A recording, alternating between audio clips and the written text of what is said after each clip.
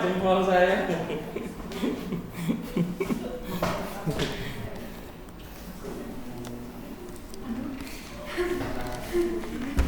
Nah, yang berdua itu.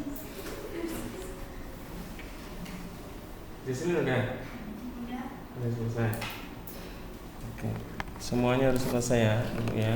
Baru Bapak jelaskan.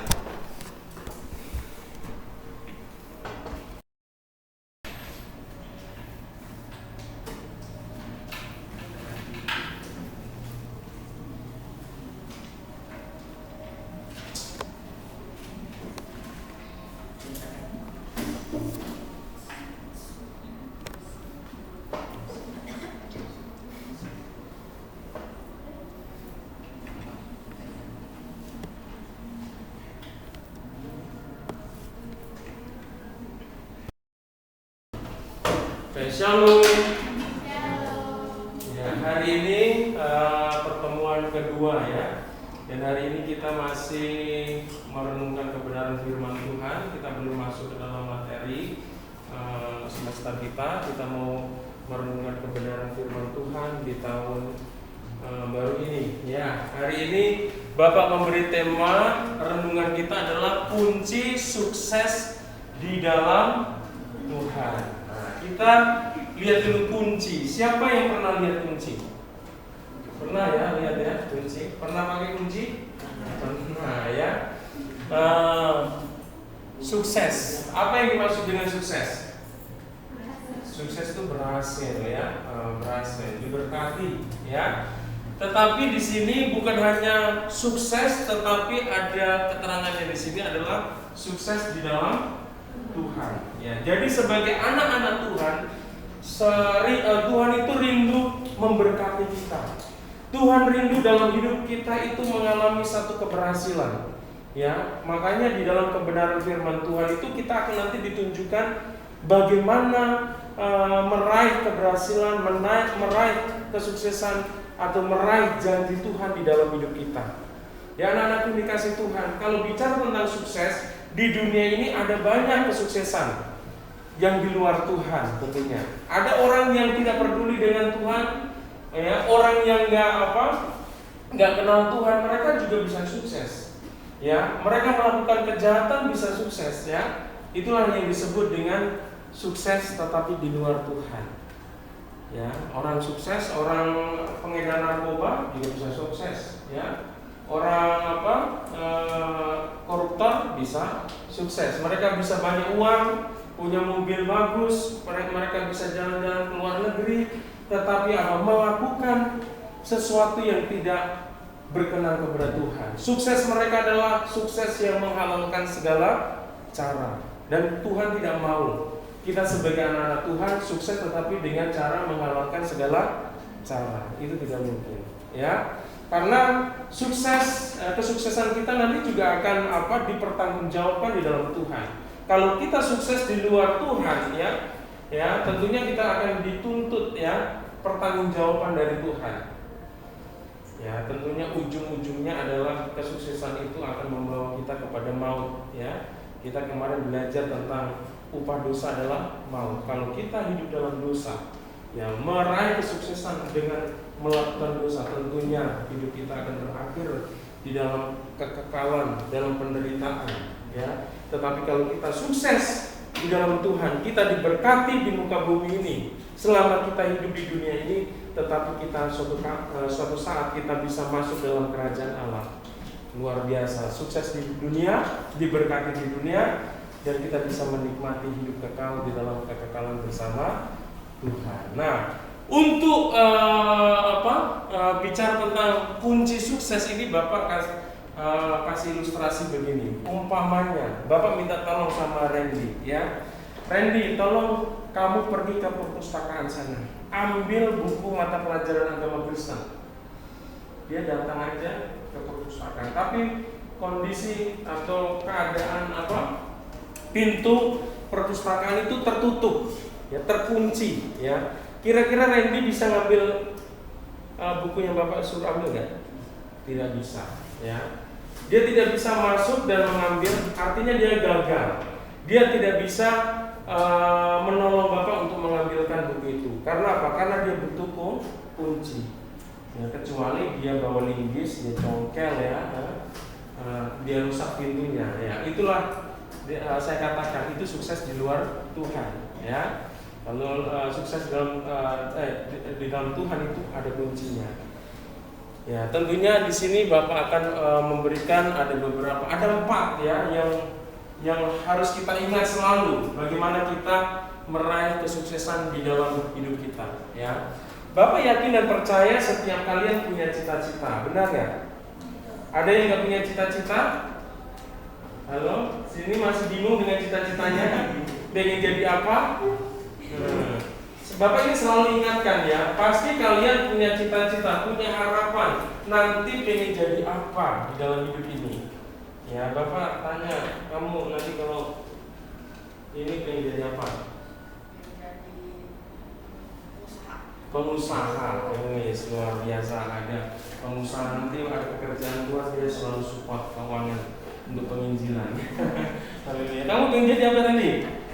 Waduh, nggak tahu kan, masih ada yang nggak tahu. Harus berdoa ya Randy, ya. Harus tahu apa cita-citanya, pengen jadi apa. Setidaknya di masa depan nanti ada hal yang pengen kamu wujudkan. Kamu pengen jadi apa? Mulai doakan saat sekarang ini, ya. Kalau masih bingung, mau berdoa sama Tuhan, Tuhan aku nanti pengen jadi apa ya Tuhan? Tuhan kasih dalam hati saya passion apa Tuhan, ya. Jangan bingung, ya, jadi orang yang masih bingung. Kamu pengen jadi apa? Banyak orang bingung ini, jasut ini. Kamu pengen jadi apa? Dokter. Luar biasa. Kamu? Pengusaha, ya. Ingat sama pekerjaan Tuhan. Kamu? Dokter. Pendeta, puji Tuhan ada teman Bapak. Wah, tentara, pemain bola. Pemain bola, luar biasa ini. Pemain bola wanita, ya, sekarang ada, ya. Kamu yang jadi dokter. Kamu? TNI. Kamu? Pengusaha.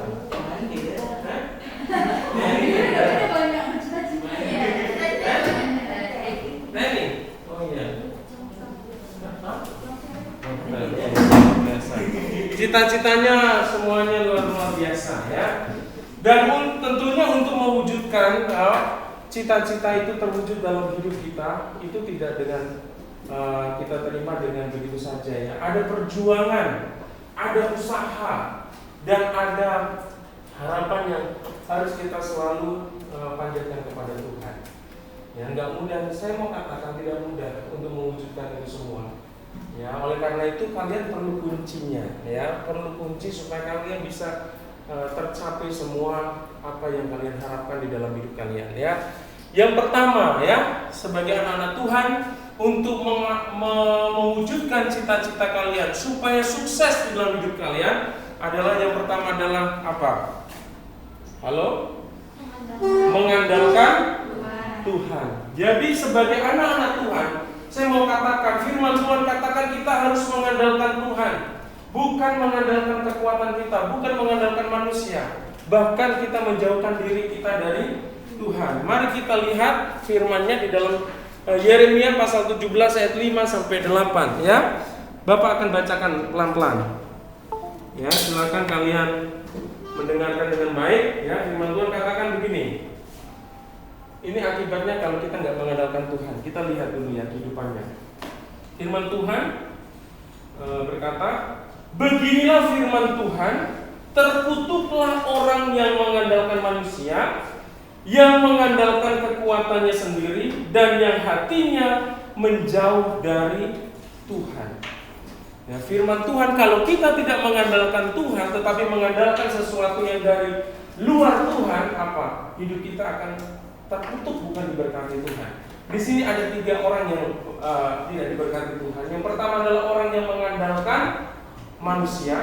Yang kedua adalah orang yang mengandalkan kekuatannya sendiri. Dan yang ketiga adalah orang yang menjauhkan hatinya jauh dari Tuhan.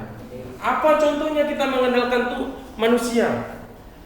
Ya, mungkin di sini ada yang terlahir di dalam keluarga yang kaya, mampu, ya. Kalian jangan sebagai anak jangan berpikir begini, tenang aja. Aku mau santai-santai, saya mau senang-senang. Papa saya kan punya duit banyak, gak usah belajar juga nanti tenang aja. Aku minta apa-apa pasti papa saya bisa kasih. Ya, jangan pernah, itu salah satu wujud kita mengandalkan manusia. Memang kita bersyukur punya orang tua yang diberkati, mungkin usaha mereka, pekerjaan mereka punya uang banyak, mereka bisa memfasilitasi kalian untuk bersekolah di tempat yang bagus, mensupport ya.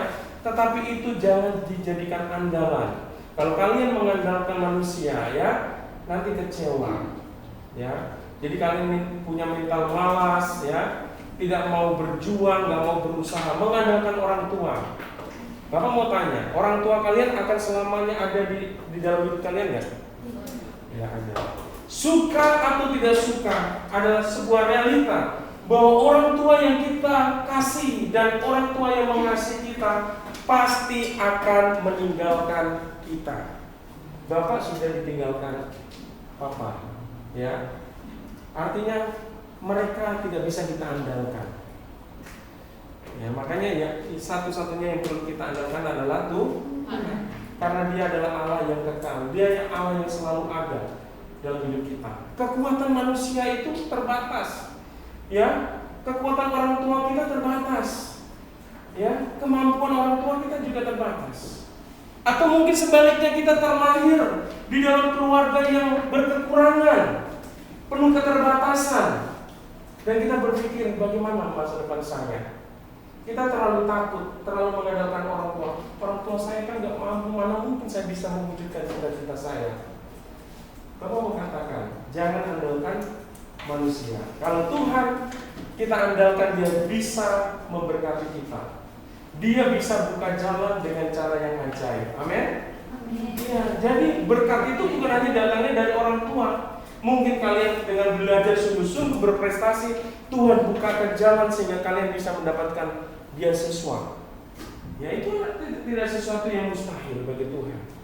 Jangan menyerah dulu, jangan lihat ya orang tua saya nggak mampu, bagaimana saya bisa mewujudkan cita-cita saya. Ya, kita masih punya Tuhan, amin. Punya Allah yang luar biasa. Kuasanya itu tidak terbatas.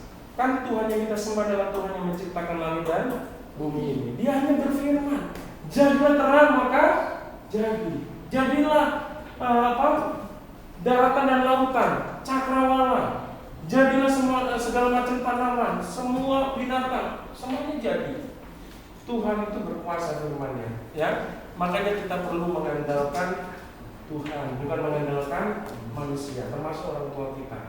Kita bersyukur untuk orang tua kita yang mengasihi kita, yang memperhatikan kita, dan diberkati Tuhan. Tapi itu jangan engkau jadikan andalan. Kita nggak tahu kehidupan ini, ya. Kita nggak tahu apa yang terjadi di depan, ya. Tuhan. Tetapi kalau kita selalu mengandalkan Tuhan, pasti hidup kita akan diberkati Tuhan. Yang kedua adalah orang yang mengandalkan kekuatannya sendiri. Ada banyak orang yang mengandalkan kepintarannya karena dia merasa pintar, merasa kuat. Akhirnya apa? Enggak perlu mengandalkan Tuhan.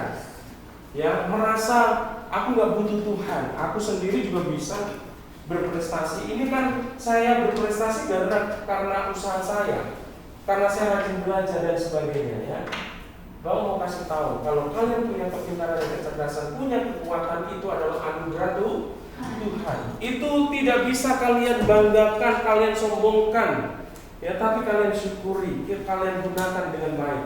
Bukan untuk kalian bisa menjauhkan diri dari Tuhan, tapi semakin kamu menyadari bahwa kalau kamu mampu itu karena Tuhan, maka tidak ada hal yang lain selain kita terus mengandalkan Tuhan. Sekalipun kita sudah diberikan kekuatan dan kepintaran dan kecerdasan tetap andalkan Tuhan. Amin. Yang ketiga, tadi yang hatinya jauh dari Tuhan. Orang yang terkutuk adalah orang yang hatinya jauh dari Tuhan. Kapan kita jauh dari Tuhan? Tuhan itu selalu dekat, selalu hadir dalam hidup kita. Tapi firman Tuhan yang hatinya jauh dari Tuhan. Artinya ketika kita tidak memperdulikan hal-hal rohani dalam hidup kita, kita sedang jauh dari Tuhan. And so, tegakkan kepalamu, nanti kamu keterusan tidur nanti ya. Live kita ini ya. Jadi mohon semua perhatikan ya. Jadi ketika kita mengabaikan hal-hal rohani, mengabaikan hal-hal yang berhubungan dengan Tuhan, itu sebenarnya hati kita sedang jauh dari Tuhan. Kita malas berdoa, malas baca firman Tuhan, ya tidak beribadah, ya itu sedang jauh dari Tuhan. Dan firman Tuhan kata, terkutuklah orang yang hatinya jauh dari Tuhan. Kita mau diberkati atau mau dikutuk? Ya. Kondisi ya orang yang ada dalam kutuk ya, yang tidak diberkati, firman Tuhan katakan ayat 6, firman Tuhan katakan begini. Ia akan seperti semak bulus di padang belantara. Semak bulus itu semak yang ya tandus ya, nggak ada tumbuh-tumbuhannya, nggak ada kehidupan. Ia tidak akan mengalami datangnya keadaan baik. Mengerikan. Ya, orang yang terkutuk nggak mengalami datangnya kebaikan, berarti kegagalan dan kegagalan. Ya, persoalan dan persoalan terus dalam hidupnya. Ia akan tinggal di tanah angus, di padang gurun, di negeri padang asing yang tidak berpenduduk. Inilah kondisi yang digambarkan oleh kebenaran firman Tuhan. Orang yang tidak mengandalkan Tuhan, itu keadaannya seperti itu, buruk sekali. Dan kita tentunya tidak mau itu menimpa dalam hidup kita. Oleh karena itu teruslah andalkan Tuhan. Karena firman Tuhan ayat yang ke-7 di sini katakan, diberkatilah orang yang mengandalkan Tuhan. Ya, yang menaruh harapannya pada Tuhan. Jadi kalau kita mau diberkati Tuhan, kita harus mengandalkan Tuhan, kata firman Tuhan. Kita harus menaruh harapan kita kepada Tuhan. Yang pengen jadi tentara tadi, yang pengen jadi dokter, yang pengen jadi pengusaha, taruhlah harapan kalian itu kepada Tuhan. Karena Tuhanlah yang sanggup menolong kalian untuk mewujudkan kerinduan kalian di dalam hidup kalian ya. Anak-anakku dikasih Tuhan, demikian pula keadaan orang yang mengandalkan Tuhan dianalogikan, digambarkan seperti pohon yang yang ditanam di tepi aliran sungai atau air ya. Bapak mau bacain. Ini keadaan orang yang mengandalkan Tuhan ya. Ia akan seperti pohon yang ditanam di tepi air, yang merambatkan akar-akarnya dan tepi batang air, dan yang tidak mengalami datangnya panas terik, yang daunnya tetap hijau, yang tidak khawatir dalam tahun kering, dan yang tidak berhenti menghasilkan buah. Artinya diberkati Tuhan, pasti berhasil. Orang yang mengandalkan Tuhan pasti berhasil, pasti diberkati. Enggak ada kata mudah-mudahan. Amin. Ya, kalau kita dengan dekat dengan Tuhan, mengandalkan Tuhan, itu yang pertama. Mari kita ucapkan bersama-sama. Kunci sukses dalam Tuhan yang pertama adalah mengandalkan Tuhan. Randy, kamu supaya sukses harus apa? Mengandalkan Tuhan. Johnson, kamu harus ngapain untuk sukses? Mengandalkan Tuhan. Ya, harus mengandalkan Tuhan. Dan yang kedua, ya anak-anakku dikasih Tuhan, kunci sukses yang kedua adalah bersemangat atau antusias. Ada banyak anak-anak muda nggak semangat belajar. Semangatnya apa? Main game. Ini yang bukan berarti main game itu dilarang ya, tapi porsinya itu harus diperhatikan. Ya, kita harus bisa mengatur waktu kalian ya. Kalian harus bisa mengatur waktu kalian, kapan main game, kapan belajar. Kapan bersemangat main game, kapan bersemangat belajar. Ya, ini harus dikembangkan ya, harus dikembangkan. Bersemangat ya, antusias ini perlu ya, selalu Ya, tadi di waktu sekolah ke tempat ini siapa yang nggak mandi? Ada yang nggak mandi? Capek Pak. Ya, mungkin kalian pikir masih dingin, hujan-hujan. Aduh, malas ada sekolah. Cuci muka langsung berangkat. Nggak ada ya? Nggak ada. Pagi-pagi langsung bangun, berdoa, langsung mandi, sarapan, ya, langsung bergegas ke sekolah. Ya, itu adalah orang yang bersemangat. Ketemu sama guru, selamat pagi Pak Guru, selamat pagi Bu Guru, sama teman-teman, selamat pagi, ya, selamat pagi. Nggak ada yang loyal, ada yang datang pakai bawa tas udah begini nih, udah nggak antusiasnya, celana geser gitu ya. Loyo, ya, nggak bersemangat, nggak bergairah, nggak antusias, ya. Ini suasana hati ini harus kita jaga supaya tetap semangat, ya. Itu pelajaran ngantuk, ya, tidur di kelas, itu nggak semangat, kembangkan dong, ya, kembangkan supaya apa? Antusias, mengikuti apa yang dijelaskan oleh Bapak dan Ibu guru, ya, berantusias untuk mengerjakan tugas. Jangan kalau dikasih tugas, berat banget ini.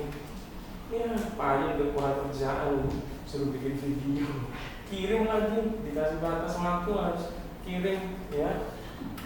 Jadi ketika menerima tugas bukan mengerjakannya dengan antusias, bukan dengan semangat, tetapi dengan lesu, loyo, ya, bersungut-sungut. Ya.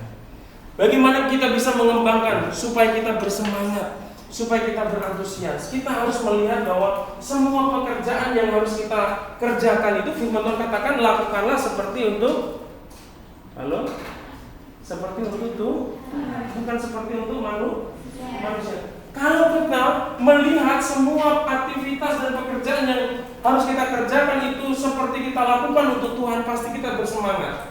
Ya, karena kita tahu ketika melakukan dengan sungguh-sungguh seperti itu Tuhan, kita untuk memuliakan nama Tuhan, pasti Tuhan akan berkati hidup kita. Ya, firman Tuhan di dalam Roma pasal 12 ayat 11, firman Tuhan katakan begini, janganlah hendaknya kerajinanmu kendor, biarlah rohmu menyala-nyala dan layani Tuhan. Tuhan mau supaya kita nggak kendor dalam kerajinan kita.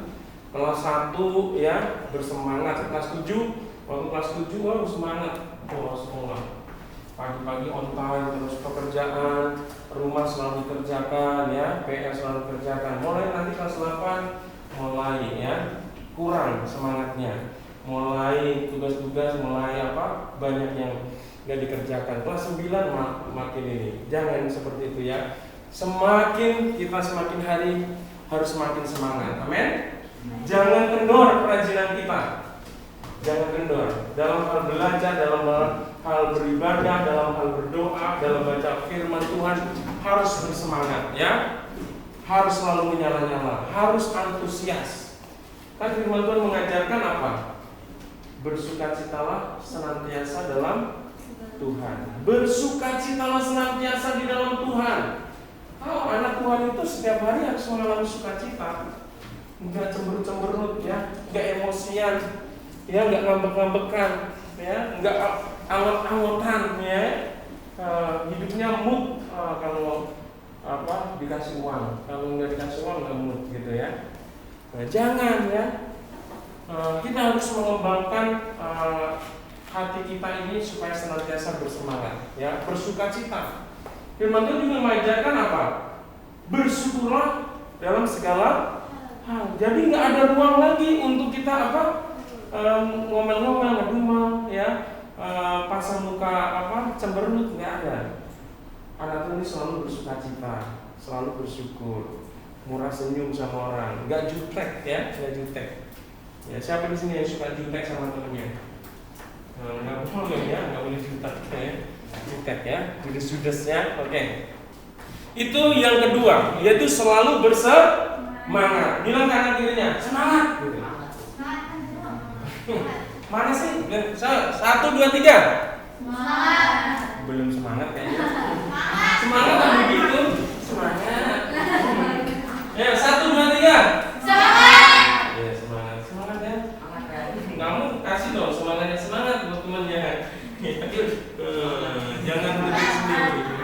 semangat. Ya, coba jauh-jauh ya tepuk yang dekat tepuk punggung temannya. Semangat gitu ya. Antusias. Oke. Next ya. Oke. Selanjutnya kita lihat kunci sukses yang ketiga, yaitu harus rajin, tekun, ulet, dan kerja keras.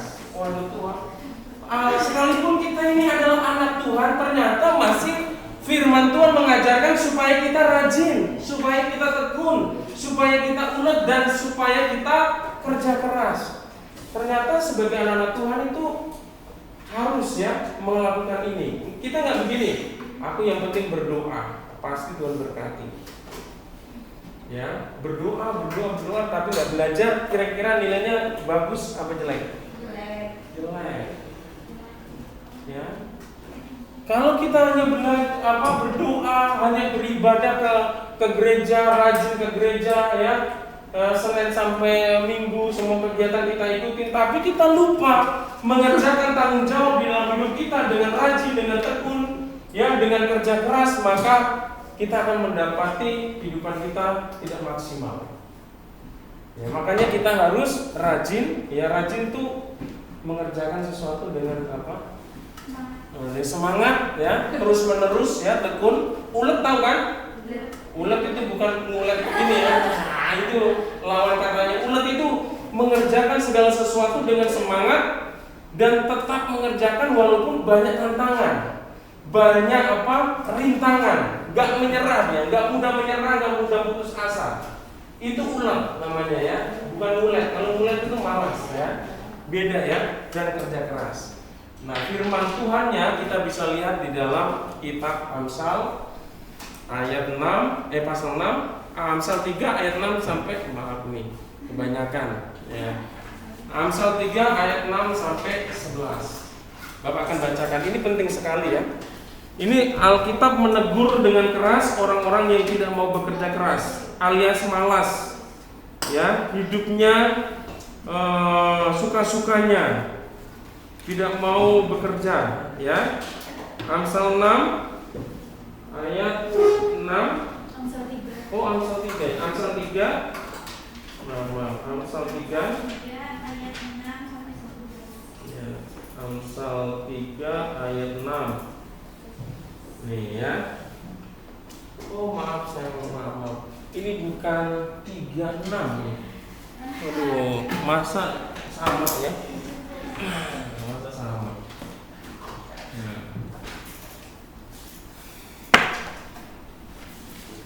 Oke. Ayat 6. Ini peringatan bagi orang yang tidak mau bekerja, ya, alias malas, ya. Firman Tuhan katakan gini, hai pemalas. Siapa di sini malas? Nah, ini ya, ini firman Tuhan untuk kalian ya. Hai pemalas. Bapak lihat, hai pemalas. Siapa lagi pemalas ini? Hai pemalas. Nah, ya.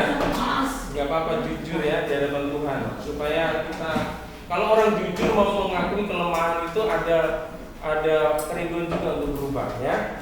Hai pemalas, pergilah kepada semut, perhatikanlah lakunya, dan jadilah bijak. Jadi orang yang malas, Tuhan katakan, disuruh datang kepada semut, suruh memperhatikan lakunya, apa yang dikerjakan oleh semut itu, dan supaya orang itu bijak. Apa maksud firman Tuhan ini? Menyuruh orang malas kepada semut. Angkat tangannya. Kenapa? Karena semut bekerja keras. Ya, dia adalah binatang yang rajin. Kita lihat ya, kita kalau memperhatikan tuh siang malam mereka berjalan ya, selalu bawa ya, ada makanan dibawa ke sarangnya. Gak kenal lelah ya. Ya, ada yang bilang, Pak, semut kan nyubit yang gigit gitu. Yang gigitnya jangan kamu pelajari, kan firman Tuhan, perhatikan tentang kerajinannya, ya kan? Yang gigitnya itu jangan ini, yang mencurinya juga ini kan suka mencuri, yang mencurinya jangan kamu ikutin, rajinnya yang kamu ambil hikmahnya, ya. Nah, tapi semut itu kan mengambil remah-remah juga ya, yang tidak bermanfaat jadikan bermanfaat bagi dia. Ya. rajin. Ya, kita jangan malas seperti semut ya. Kalau hidup kita malas-malasan, firman Tuhan katakan dengan tegas supaya kita belajar dari semut. Semut itu adalah binatang yang sangat rajin. Nggak perlu disuruh-suruh dia, ya. Otomatis ada makanan langsung dibawa, ada kesempatan diambil, ya. Ya, ini kita akan lihat orang yang malas itu akan menemukan ada konsekuensinya, ya. Hai pemalas, perhatikanlah kepada semut, perhatikan lakunya dan jadilah bijak. Biarpun tidak ada pemimpinnya, pengaturnya atau penguasanya, ia menyediakan rotinya di musim panas dan mengumpulkan makanannya pada waktu panen. Hai pemalas, berapa lama lagi engkau berbaring? Bilakah engkau akan bangun dari tidurmu, tidur sebentar lagi, mengantuk sebentar lagi, melipat tangan sebentar lagi untuk tinggal berbaring? Maka datanglah kemiskinan kepadamu seperti seorang penyerbu dan kekurangan seperti orang yang bersenjata. Jadi kalau kita malas, ya tidak rajin, kondisi kita akan buruk, mengalami kemiskinan, mengalami kekurangan.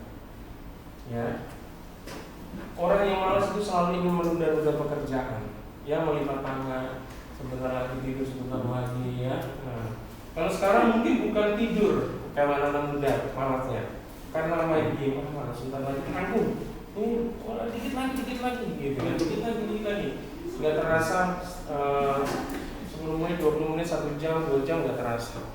Ternyata udah waktunya sudah terbuang berjam-jam, ya. Ini mungkin malasnya bukan tidur ya sekarang, ya digunakan untuk main yang lain. Oke, itu yang ketiga ya, harus rajin, tekun, ulet dan kerja keras. Nah, firman Tuhan di dalam Tesalonika, ya 2 Tesalonika pasal 3 ayat 10 sampai 12, intinya di sana firman Tuhan mengatakan bahwa orang yang malas itu tidak layak dia diberikan makan. Ya. Jadi orang Kristen, orang percaya itu memang tidak boleh malas, harus bekerja. Nah, Bapak mau tanya, tugas utama kalian apa? Belajar dan juga membantu orang tua. Ya, kalian nggak perlu bekerja dulu mencari uang, bukan? Ya, tapi tanggung jawab kalian sebagai murid belajar dan berusaha membantu orang tua. Itulah tugas utama kalian. Baru kalian layak untuk menikmati makanan. Jadi kalau kalian malas, diminta tolong sama orang tua, nggak mau, ya kan, nunda-nunda pekerjaannya dikasih orang tua, terus tidak belajar dengan baik, sebenarnya kamu nggak layak dikasih makan, kata firman Tuhan. Jadi orang yang mau makan, dia harus bekerja. Itu firman Tuhan dengan tegas, ya. Orang yang gagal dalam hidupnya bukan karena dia tidak mampu, karena dia malas, tidak mau mengerjakan yang Tuhan percayakan dalam hidupnya. Ini ya. Jadi orang yang miskin juga sama, saudara, anak-anak yang dikasih Tuhan, karena malas. Jadi janganlah kalian hidup dalam kemalasan supaya tidak datang kemiskinan, tidak datang masa-masa yang sulit dalam hidup kalian. Amin. Oke, yang terakhir, ya, wah senang ini, udah berapa waktu ini langsung terang dua, begitu kan? Kalau dibilang terakhir, padahal yang paling terakhir ini paling panjang. Ya. Oke, yang terakhir adalah hidup dalam kebenaran.